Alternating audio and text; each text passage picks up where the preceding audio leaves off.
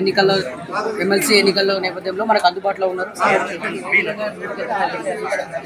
మా దగ్గర ఒకటి ఏంటంటే 4 పార్లమెంట్లు, 4 ఉమ్మడి జిల్లాలో 6 పార్లమెంట్లు, 271 మండలాలు, 500 బూతుల్లో ప్రతి బూత్ కమిటీ వేయడం జరిగింది.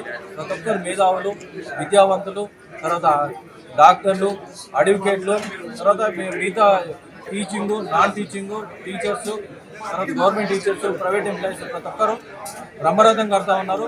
మోదీ గారిని చూసి అవినీతి లేని పార్టీ ఏంటంటే భారతీయ జనతా పార్టీ. దాన్ని బట్టి మీరు ఆలోచించుకోవాలి. నిరుద్యోగుల విషయంలో తీసుకుంటే ఇచ్చిన కమిట్మెంట్ 2 లక్షల ఉద్యోగాలు ఏదైతే ఇస్తున్నారో జూన్ 2 నుండి సెప్టెంబర్ 17 వరకు ఎక్కడ ఇంప్లిమెంటేషన్ నోటిఫికేషన్ దాఖలాలు లేవు. దాన్ని నిలదీసే బాధ్యత మేము తీసుకుంటాం. అదేవిధంగా ఎన్జిఓ విషయంలో తీసుకుంటే సిబిఎస్ఈ ఏదైతే మేము మేనిఫెస్టోలో పెట్టారో అది ఇంప్లిమెంటేషన్ చేసిన దాకా మేము మీ గురించి ఫైట్ చేస్తూ ఉంటాం. యువ వికాస్ ఏదైతే తీసుకురో 5 లక్షల అమౌంట్ ఇస్తున్నారు, అది ఇవ్వలేదు. 25 లక్షలు పై చదువులు ఏదైతే చదువుతున్నారు వాళ్ళకి అమౌంట్ ఇవ్వలేదు. విద్యార్థుల విషయంలో చాలా నిర్లక్ష్యం చేస్తూ ఉన్నారు.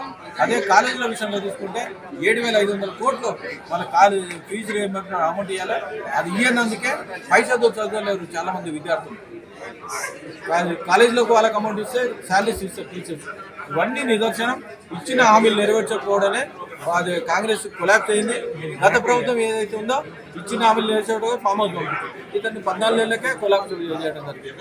అందుకోసానికి భారతీయ జనతా పార్టీకి మొదటి ప్రాధాన్యత ఓటు వేసి గెలిపిస్తే మీ గొంతుకనై మీ గురించి మండల ప్రశ్నిస్తాను నేను తెలియజేస్తాను.